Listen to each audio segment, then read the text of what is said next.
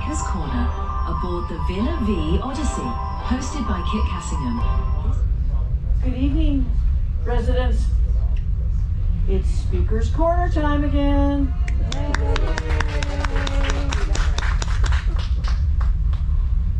As you know, I am Kit Cassingham. I am. And Randy, you forgot to say hello, Mrs. Cassingham. Oh, I see you're not here yet. You missed your cue. I gotta keep you on your toes, so can't do it every time.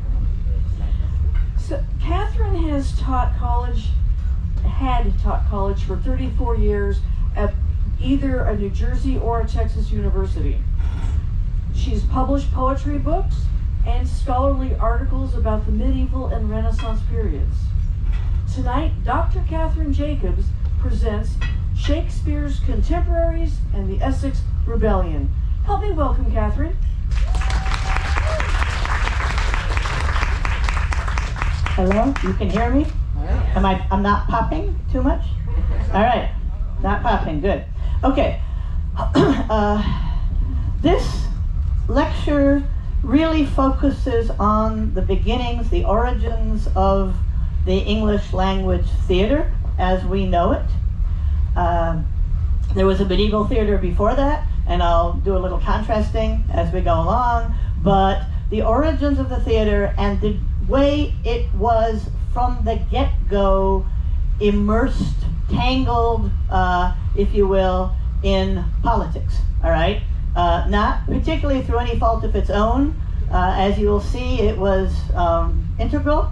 I decided to focus a little bit extra on the Essex Rebellion because it almost destroyed Shakespeare's theater company, and that would have mattered a great deal to us. You can still hear me, right? Yeah. Okay, very good. But I'm going to have to put it in the context of the Puritans because the struggle between the Puritans and the Royalists sort of had the theater in the middle, all right, as you will see. One party absolutely hated, opposed, and fought theater to the death, almost literally, because it actually managed to, during the entire interregnum, it made the theater illegal. There was no theater for 18 years. All right, so one party is essentially, quintessentially against the theater. The other party has used, eventually in the 17th century, uses the theater as a place to meet. Royalists meet in the theater because, after all, the Puritans are there. All right, and I'll talk a little bit more about the Puritans because it's inevitable. But I just want you to understand that I'm going to focus on the theater, and I am going to put the Essex Rebellion in the middle of it. I have to give you some context with Puritans in order for it all to make sense. All right. Okay. From the beginning, the early modern theater was secular, popular, and intensely political. I stress secular because the medieval theater, as you'll find out in about 1 or 2 slides, wasn't. All right. It was just the opposite. The medieval theater taught the Bible, and it taught moral lessons. Depending on when and where you're talking, and I don't want to get too much into the background, but depending on where and when you're talking, in some places the Catholic Church, controlled the productions completely. That is, at the beginning, clerics, churchmen would play as actors, and then later it became guildsmen, who mostly were the actors, but the church was very, very important in this. And that's not true of the Renaissance, Elizabethan, Tudor theater at all. All right, there was a major break. So, there's that. And I want to start with the 1572, the Master of Revels. I'm supposed to stay put, sorry.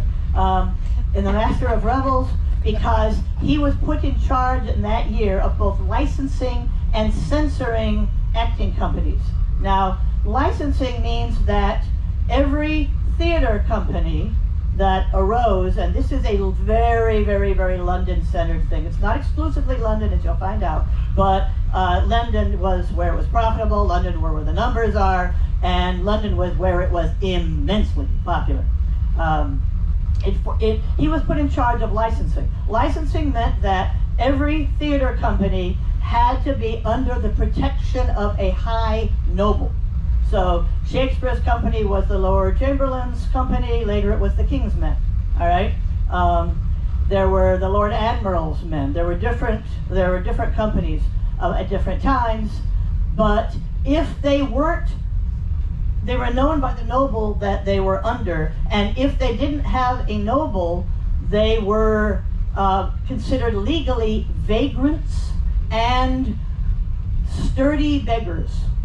Sturdy beggars are people who ought to be working and they clearly don't want to. You understand? All right, that's the attitude. I'm not saying that. I'm just saying that's the implication behind the phrase. All right, there was a ordinance that went through Parliament in 1572, and it had talked about vagrants and sturdy beggars, and it said there cannot be acting companies unless they are under the protection of some high noble.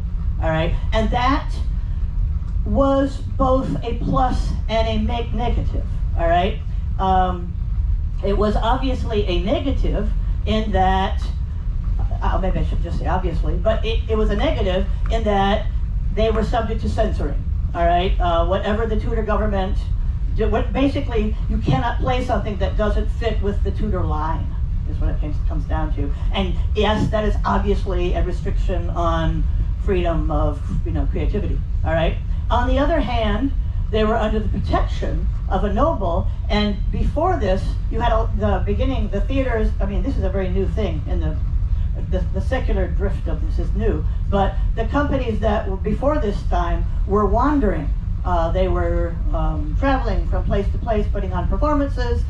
You'll see a couple pictures of that, and they were subject to whatever the local town, whatever the local authorities wanted.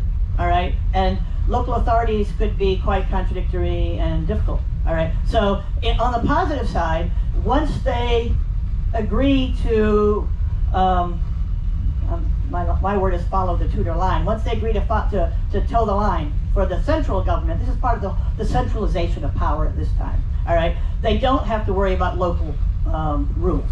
All right, and that was a positive. But on the other hand, they could get, as you'll find out, in very big trouble when they in any way cross them. All right, so the Master of Revels is in charge of this stuff. When people get in trouble, it's from the Master of Revels. All right, they're under the protection of a noble. All right, I'm going to just stop on that point. Is there any quick questions on that before I go on? Yeah. Am I talking about who? Henry VIII. No, at this point I am not, because that's earlier. At this point I'm talking about Elizabeth I. Good question. I'm sorry, I should have said that. Anybody else before I go on? Okay, I might as well apologize at this point to the Brits that I see in the audience and any others I don't. The Brits in the audience will know some of what I'm saying, maybe from elementary school for all I know. All right, you'll know it from a very early age. I mean, just take my word for it, most Americans don't. All right, we're not taught this. Okay, so I have to talk to the Americans, and I apologize for telling you things you already know. Okay, medieval theater, and I want you see this here. This is a wagon. You see the wheels underneath it? And this is a wagon with a stage set up. All right. This is how the medievals showed their drama. Just a second. If you were, say, in York had one of the biggest and most expensive setups for a long time. There's Chester, there's a number of others, but York was one of the ones we have the most complete records of. And if you were in York, there'd be a whole number of these, at different years there'd be different numbers of pageants, but you'd have a number of these wagons, and they'd be set up at various cross points of the city, and starting with early morning, and the people would go to, and the different pageants, each of them would show, they didn't have multiple acts, they would have like one act, all right? And each of them was designed to, if it's a mystery play, they were designed to illustrate some biblical story.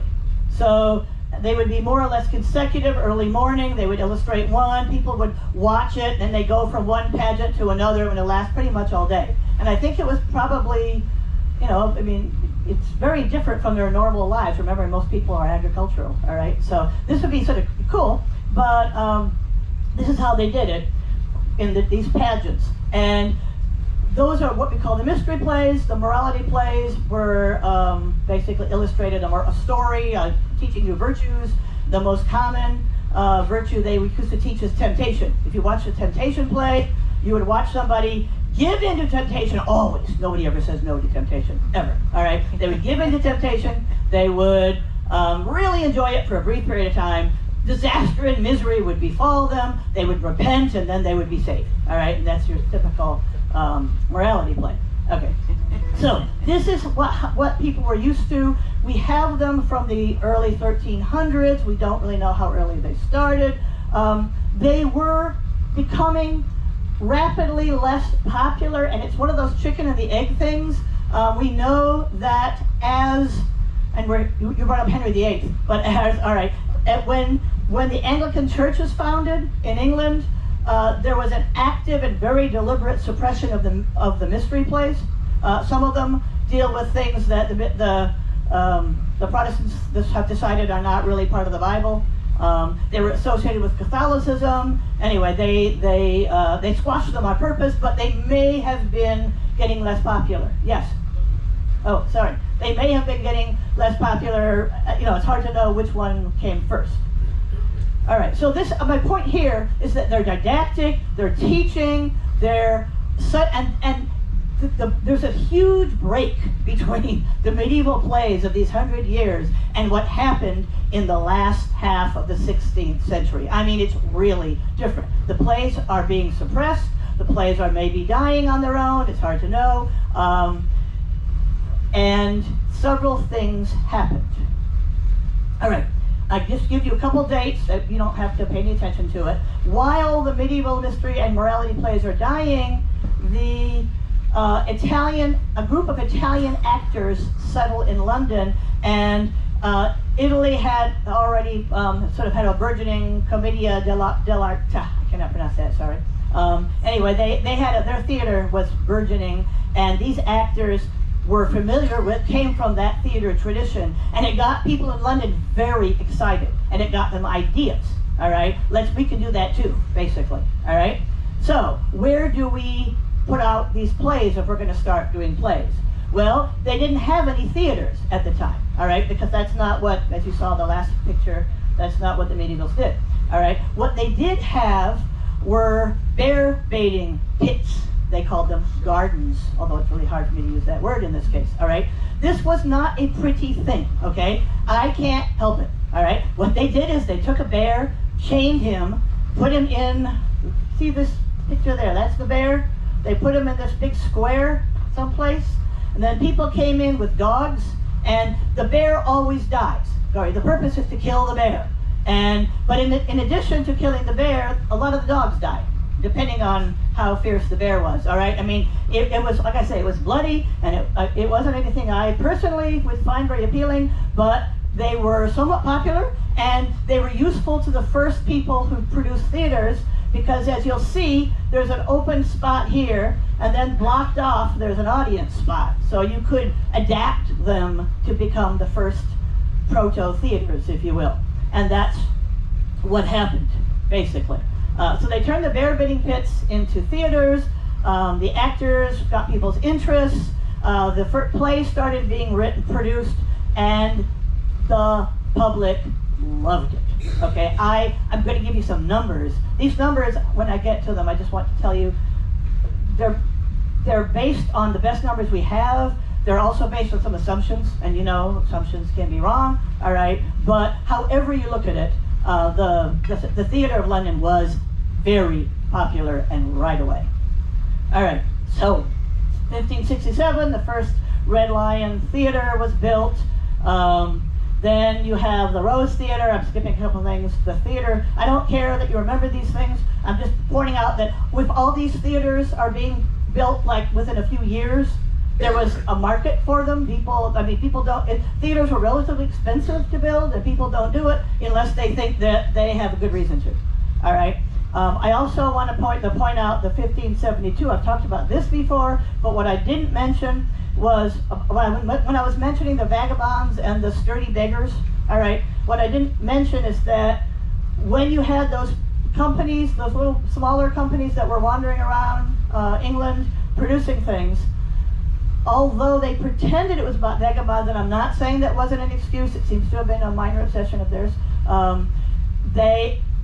one of the things that really upset them was the production of things like the Robin Hood plays. There were lots of plays based on Robin Hood, and the Tudors, particularly Elizabeth here, but I'm sure she didn't start it, but the theater was rising in her age, okay? So things like the Robin Hood plays encourage rebellion in the minds of the Tudors, all right? So they don't want that. So it's quite possible that part of what's going on here is a desire to control the line, control the propaganda, I guess is a word I could say. All right, so this is going on. I wanted to mention 1598. You have what was called then the theater. It was in Shoreditch, which is not where the Globe was, and you'll notice there was like 22 years between 1576 and 98. The theater was playing, and when right around 98, the lease came due. Burbage, James Burbage built, along with some other people you don't need to hear about, built the theater. They paid for it. Richard Burbage, his son, was the biggest actor Shakespeare had for a long time. Anyway, they built the theater on this land. They had a lease. When the lease was up, the landlord said he didn't want to allow them to have a theater anymore. All right? And what happened at this point was it worked out. It worked out, but it was obviously considered of iffy legality because they waited until the landlord was visiting family for Christmas and out of the way, and then they waited till the middle of the night, and they tore down the theater. They carried it, pulled it, lugged it over the Thames, all right, and they built it again, all right, and it became the Globe, all right. The landlord was, guess what, furious, but he did sort of go to court. But apparently the lease was rather sloppily made. The documents specified the land, but it didn't specify the theater. So they completely got away with it. All right. And this picture here is of the Globe. Is a stylized thing of the Globe burning because 14 years, well, roughly later, the Globe burnt to the ground during a performance of Shakespeare's Henry VIII. A cannon misfired, hit into the ceiling, caught some dry stuff, and you will be glad to know that nobody died. All right, there was a panic, and it definitely interrupted the performance, but nobody died in that incident.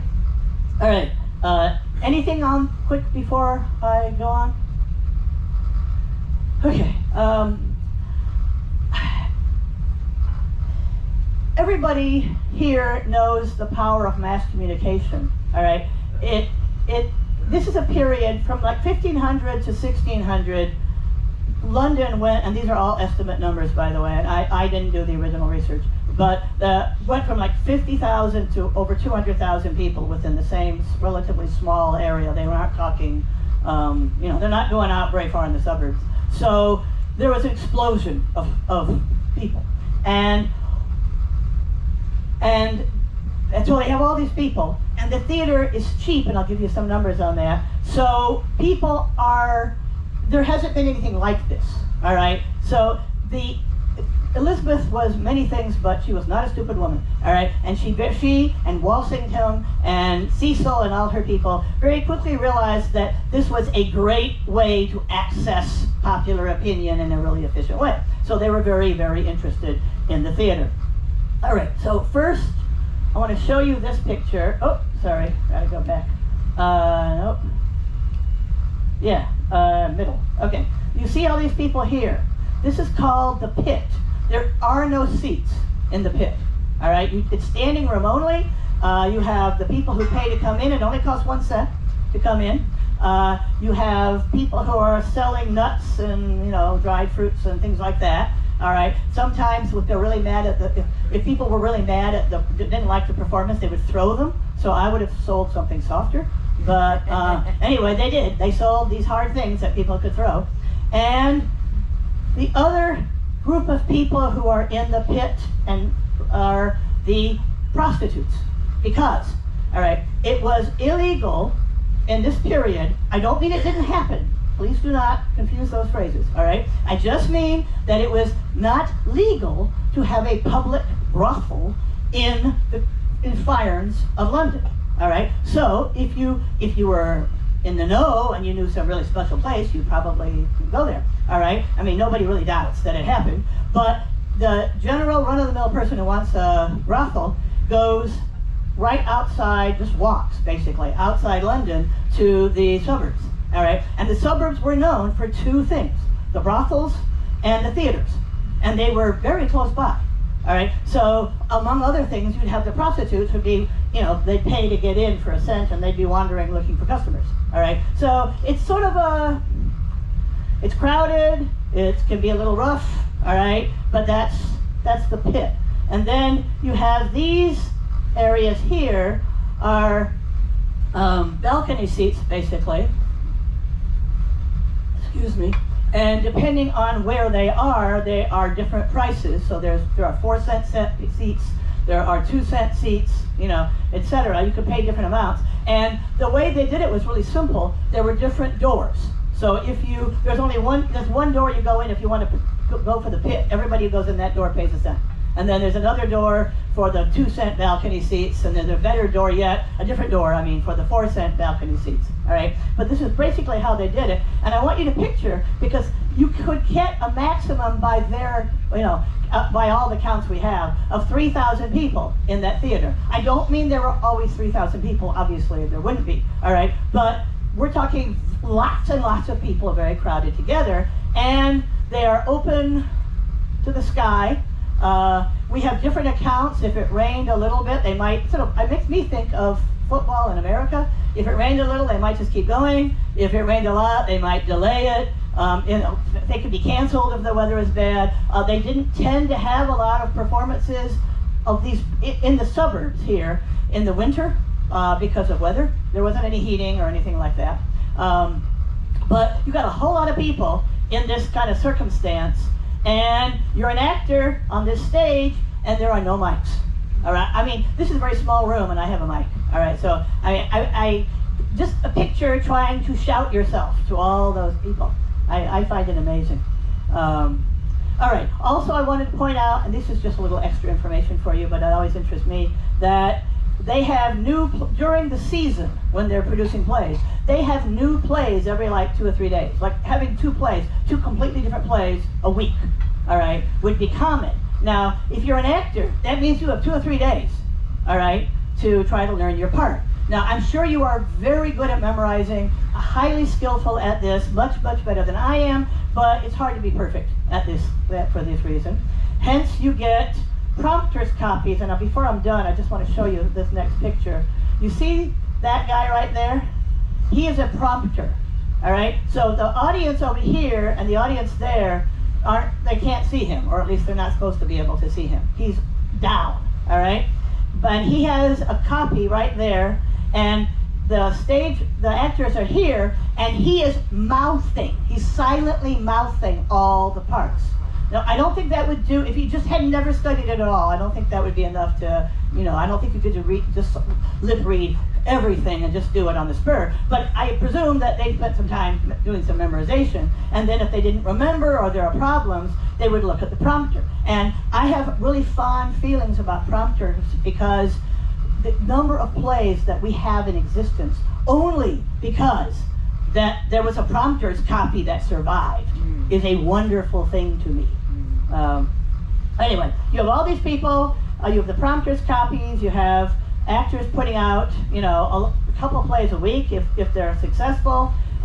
You throw in Blackfriars. Blackfriars is a theater, a very small theater, which is inside the city of London. It was particularly popular in the winter because it had candles around the edges. I didn't get a picture of Blackfriars, sorry, I did look.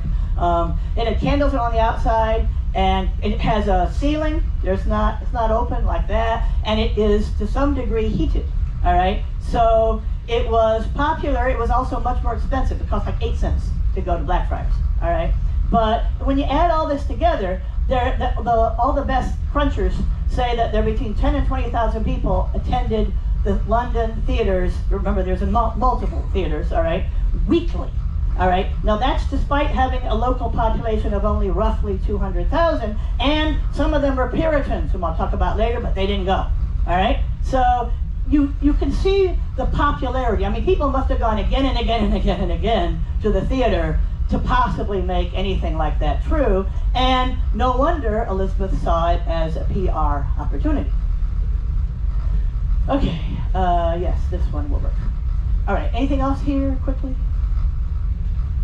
Okay, so if you're going to have all these plays, you need a lot of writers.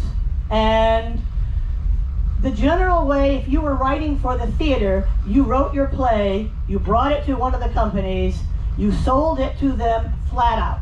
All right, you got money down for that play once. It didn't matter whether it was a hit, it didn't matter how much money they made out of it, you made that lump sum and that's all you made, okay? It's not a particularly good deal, except that opportunities like this just didn't exist before, all right?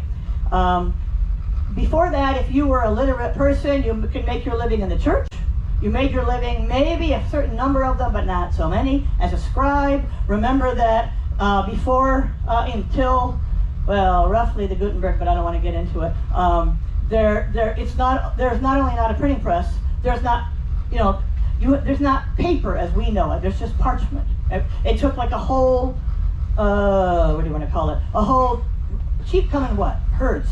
Okay. It took a whole herd of sheep to make like one Bible. All right. So there's just not, but so much market for people like scribes. I mean, outside the church. All right. However, now you have a group of educated, I'm sorry, they were almost all male. There was people like Alpha Ben, whom I'm also not talking about, but she didn't make money at it, all right? But there were a group of young men who are literate, educated people who don't have to join the church, who don't have to join any institution, who can make money, although they're not getting rich at it, let me tell you, but they can make money writing for the theater. And they sold drama to the theater. They also would go, and here's a picture of an average printer. They would go up to somebody who was printing and they'd say, I have this poem to sell you, or I have this whatever to sell you. And it was a way to make money without belonging to an institution, and that was unusual. All right, that was, again, different from the way things had been. Okay, all right. Shakespeare, however, was not like any of them. He did not sell a play, ever. He did not print a play in his lifetime. He did print some poetry, but he didn't either sell or publish a play. And he did that because, unlike any of the other writers for the theater that we know about, he was a theater man, all right? So, first, he was shareholder of the company. That means if he wrote a play and gave it to his company, he didn't get a penny by giving it to them, but he made a share of the take. So if a lot of people liked the play and came to see it, he made more money. All right. He's a shareholder. Shareholders are, you could compare them a little to investors, except that usually they weren't passive investors. Most of them had an active role in the theater in addition. Okay. The other problem is that intellectual property rights didn't exist, and that means if you want to make any money from the play you've just written, you don't let the competitors have it, right? Because all they have to do under How to Steal a Play, all right, you buy a few seats for some actors or scribes, all right, and you tell them to record it in some way. They might have to memorize it, they may have to write it down. You can have several people, but if you buy them seats, and they have even a terrible, terrible copy of your play, they can play it. All right, and that undermines, your audience. So that happened. There's like 18 different Shakespeare plays that had what we call bad quartos published. None of which he did, and some of them are really bad.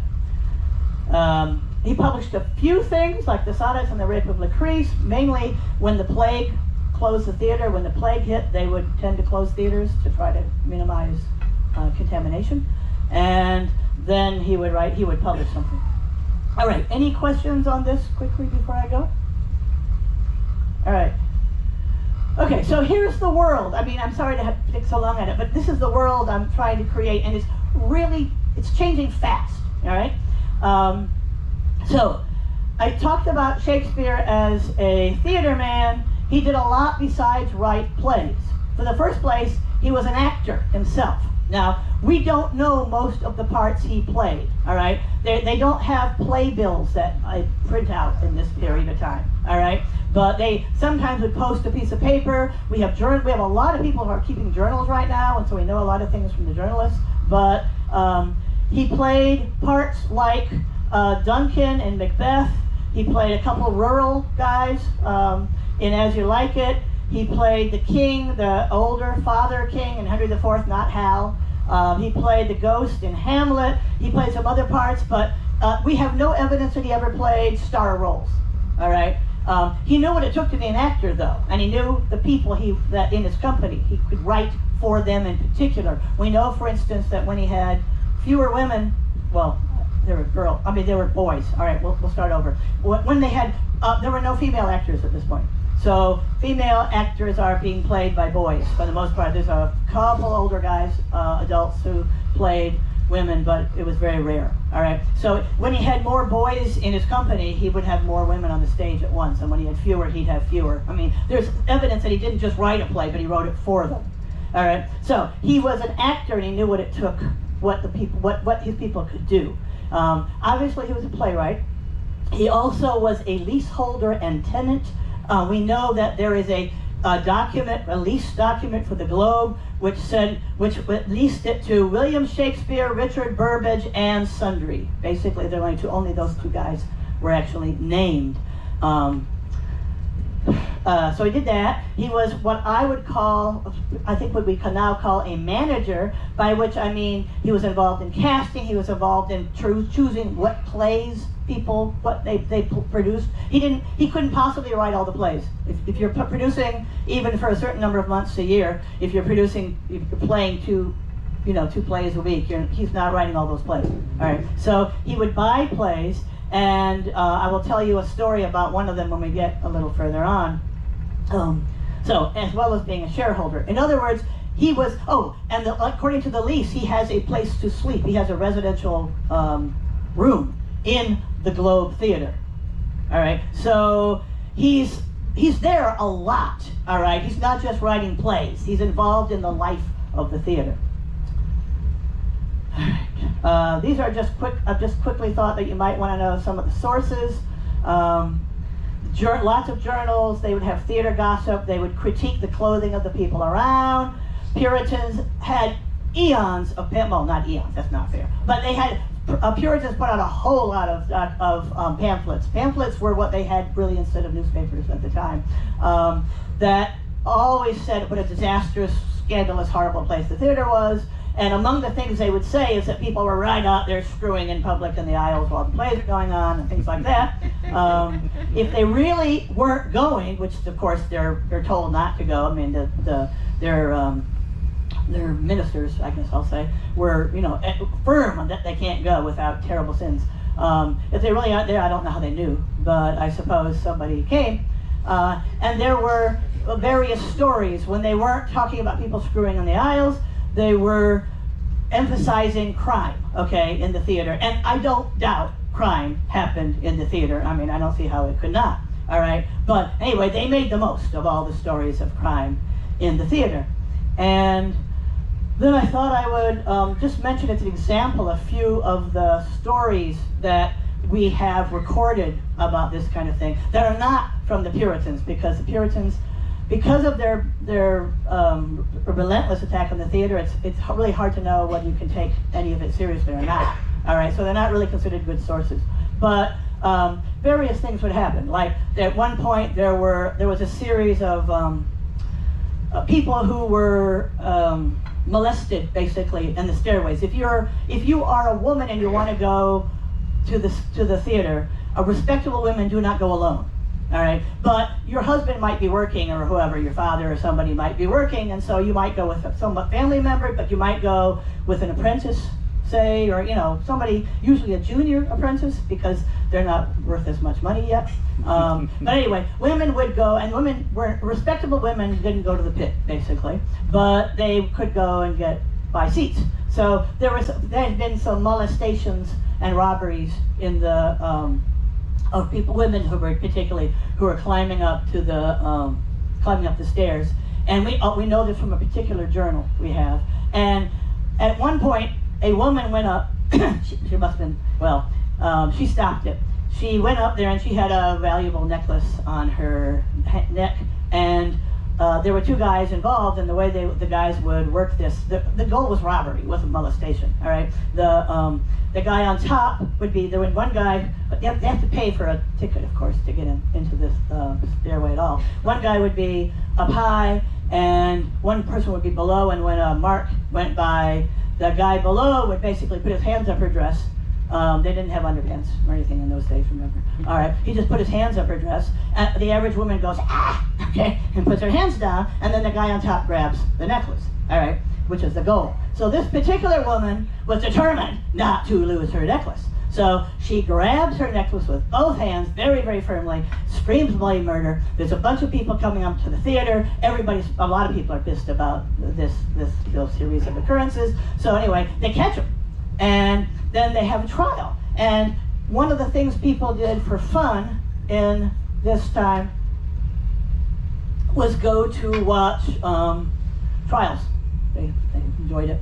And this one guy watched it and writes about all this, and they actually asked her, why didn't you put your hands down? And she says, I figured that could take care of itself. All right, but I think that she's a cool lady. All right, so these are the kind of stories that we have. I won't give you the placket one because I'm probably running low on time, but I have to give you Shakespeare, Burbage, and the Merchant's Wife. Remember, Richard Burbage is at this time Shakespeare's star actor, okay? And star actors, like music, stars or anybody else, have groupies, basically. All right, so after the performance is done, and Shakespeare is apparently, and this is by somebody who at least says he was there, all right? Shakespeare was somewhere sitting in the seats, all right, doing whatever he was doing. And Burbage was receiving an assignation from a merchant's wife. And the merchant's wife said that tomorrow, and she gave him a time, at such time as my husband is absent, please come visit me. And so Shakespeare hears all this and decides to have fun. And according to the story, whether it is true, I cannot tell you, but that it is recorded as true, that I can promise. All right.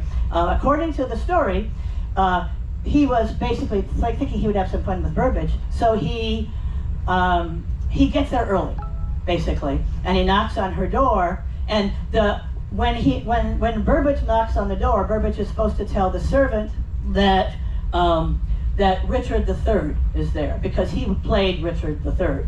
One of the roles he was famous for.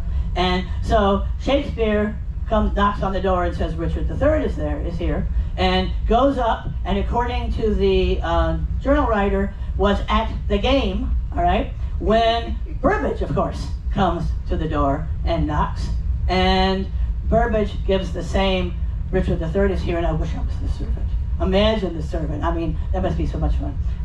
The servant keeps a straight face, probably, and goes up and interrupts them and tells them that. And then Shakespeare supposedly sends the message down that William the Conqueror came before Richard III.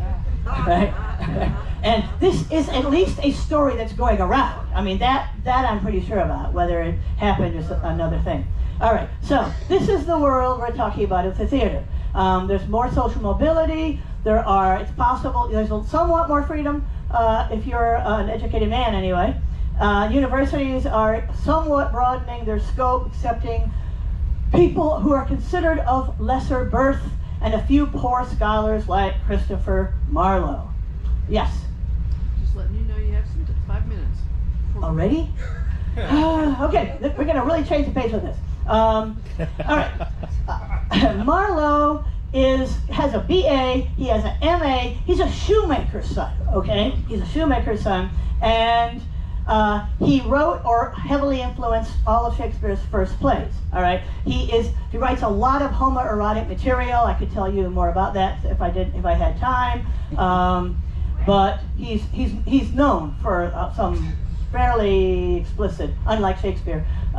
Shakespeare has one line about Bushy, Bagot, and Green broke the confines of the royal bed and stained the cheeks of beautiful fair queen, that kind of stuff. But that's about as far as Shakespeare goes. But Marlowe goes considerably further. He's also writing some great plays. Dr. Faustus, which is a very famous play. Edward II, which, all right, all these plays here. He's still only 28 years old. He is working as a spy for the Tudor government. He's working for Walsingham. He is sent to France basically to spy on Catholics. All right, and that's how he partly pays for his university and has apparently a lot more spending money than the university was giving him. All right, so he's a pretty colorful figure because he's this gay guy who writes about it, and he is a spy. He's writing all these plays, and then he has some bad luck. His former roommate kid has his house searched. They were searching for libel. Who's responsible for all these libelous papers? And there's no evidence he had anything to do with any of the libelous papers. But while they were there, they found papers that denied the divinity of Christ.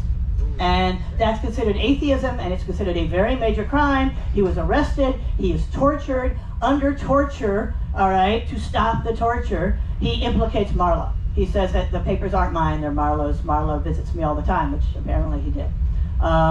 And it basically, the only reports we have afterwards say that it broke him and he died soon after.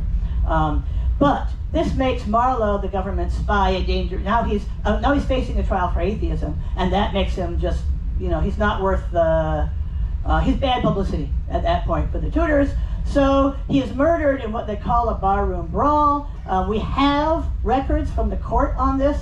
The multiple witnesses testified he was baited, he was etc. He didn't do. In other words, they didn't think he was particularly involved in a barroom brawl. But nothing. The government protected the killer. So that was that.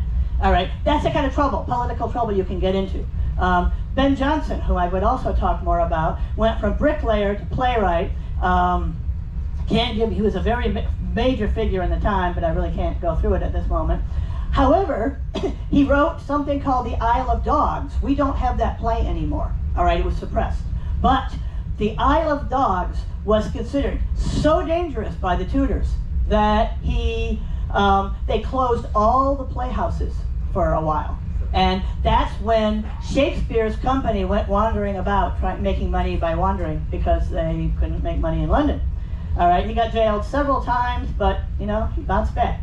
And I guess I'm going to have to sort of finish, if I'm out of time, with Essex, to get some closure in.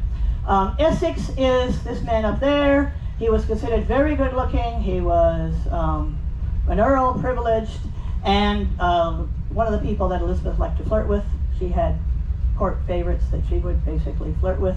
However, there was also Robert Cecil. Nobody thought Robert Cecil was a good-looking guy, but he was brilliant. He was the younger son of a baron, which makes him, compared to someone like Essex, a nobody. All right, but Elizabeth was pretty good at promoting very intelligent people. Anyway, Cecil decided that Essex was bad news, and Cecil, that was it. Cecil did some foolish, Essex did some foolish things, but, and came back, returned from Ireland, without permission after having done several other things against Elizabeth's orders. She got mad, she got him arrested, and he plans a coup.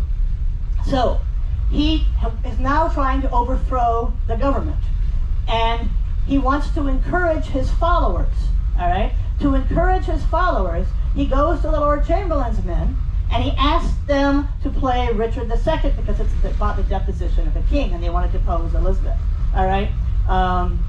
They pay a lot of money for it. He's an important guy. They perform, and the next day he tries to overthrow the government, and he doesn't succeed, but Elizabeth is furious, and she says, "I am Richard II. No, you not that." All right? He's executed. The Lord Chamberlain's men, we don't know the name of the guy, but he's called up to the Privy Council, and some of the same guys are on the Star Chamber, so we're talking the guys who run the country. And they're saying, "What was your role in this rebellion?" And they say, "We didn't want to perform. It was an old play. We didn't, we told him it wouldn't make any money. He's a really important man. How can we say no to the Earl of Essex? All right, don't blame us." And they're only actors. So Privy Council says, that's realistic. And they basically dodge the bullet. All right, I have a little more material on Puritans, but we don't have any time, I guess. So I will tie it up.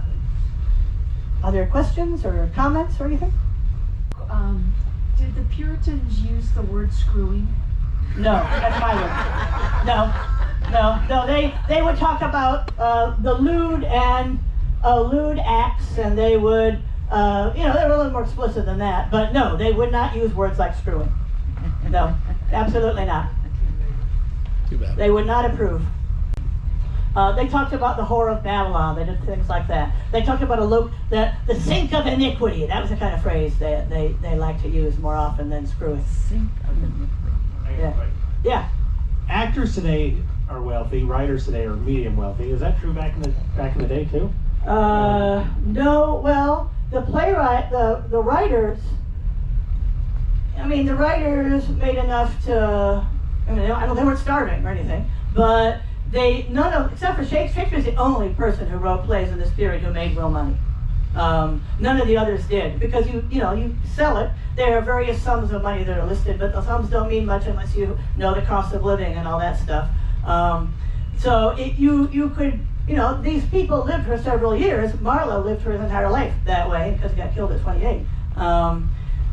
They weren't well off, but they weren't starving. The actors were usually started off as actors as children, and then of course when they grew up they went from women's parts to men's parts. But it depends. Richard Burbage actually was quite prosperous. His father put half the money up to build one of the theaters. The theater that got torn down and put back, and he was a hit. So, and he was a shareholder. Once you're a shareholder, top very, very successful actors could be shareholders. All right, and they could make money. But just being an actor, you wouldn't make much. So that's the same. I said actors are wealthy, not all of them. The top ones are. Well, yeah, basically. Right. No, it makes sense. Any other questions? Yeah, sure. Supposed to stay put. Sorry. I keep forgetting. I'm not good at staying put. Sorry. Kathy, I love your presentation. I'm really glad to hear it because I didn't finish. Exactly. I love Shakespeare. I used to go up to Playhouse 90, the Sanford Meisner Theater up in New York City, and we do a reading every Sunday of his plays. One question I have. So I always question, being around other actors as a playwright, I know that you're influenced by the other actors' ideas, and I know that Shakespeare actually did take plots from previous writers before him, right? Yeah. But as far as the writing, and you say Marlowe had an influence on, but do we know, as far as I know, I think you're probably the most person that I could rely on as, how much of the writing really was Shakespeare? Was it 90%? Would you say it was a good percentage of what he wrote was actually his writing? I'd love to believe that because I love his writing, and I just would like... I have to give a short answer to that. but and I could give a long one, so I'm apologizing. But when he wrote it all himself, sometimes he had co-writers, all right? But mostly we don't think he did, but he did sometimes. When he wrote it all himself, we have a fairly good idea of what he wrote, because some of his plays were borrowed from prose works. He tended to take, like, there's a prose work by Lodge and a prose work by Green, that he, one of them is called Rosalind, and that one turns into As You Like It. The main female character, of course, is Rosalind, all right? And in that one, there are lines in the original that he lifts verbatim. I mean, we have the separate publication of Rosalind, all right, Lodge, and those particular lines appear in As You Like It, all right? But most of the work is quite different. I mean, he takes good lines, and that's what Green accuses him of. Green says he's an upstart crow who has decorated himself with our feathers, you know? So Green got mad when he borrowed his lines. Shakespeare knew a good line and did not mind taking it. Remember, it's legal. But most of it, he seems to have written. Now, there are some plays less, you know, we don't have any plays that we have for sure that he had co-writers, is the thing. So, you know, I don't like to claim more evidence than I can bring up to you, you know? But thank you, that Yeah. clarifies a lot, thank you. Cool. Anybody else? Okay, I'm sorry that I had to hurry Essex, and I am sorry that I didn't give you more Puritans. But maybe since we're all done, I'll give you this last page here. This is Malvolio down there from Twelfth Night, and he is identified as a Puritan. All right, Shakespeare calls him a Puritan in the play, and Queen Elizabeth had her own copy, and she put down that he was a Puritan in the margin. All right, so that's how he is seen, and of course he's ridiculed throughout the entire play. But at one point, and I'll finish with this line, at one point he walks in on some, you don't need to know, he walks in on some people who are drinking and having a good time. And he's of course very upset by that, so he wants to throw them out. And Toby says that, unless it's Festa, but anyway, one of the two, says that, dost thou think because thou art virtuous there will be no more cakes and ale? Shakespeare was on the side of the cakes and ale. All right. Thank you.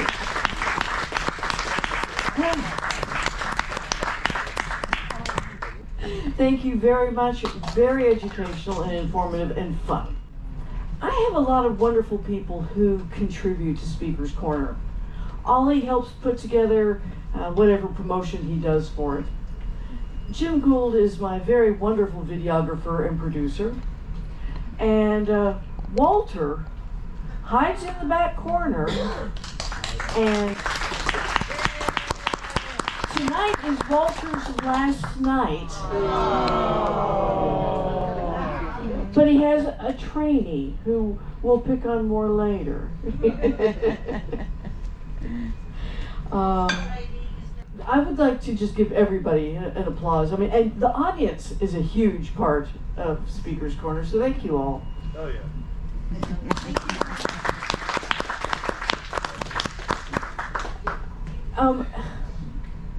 Sunday was Randy's and my 24th wedding anniversary. And we didn't celebrate it publicly because we didn't want to overshadow some other things going on the ship. But I want to say thanks for the 24 fun years, babe. We ain't seen nothing yet. That's a promise. It is. It is a good promise.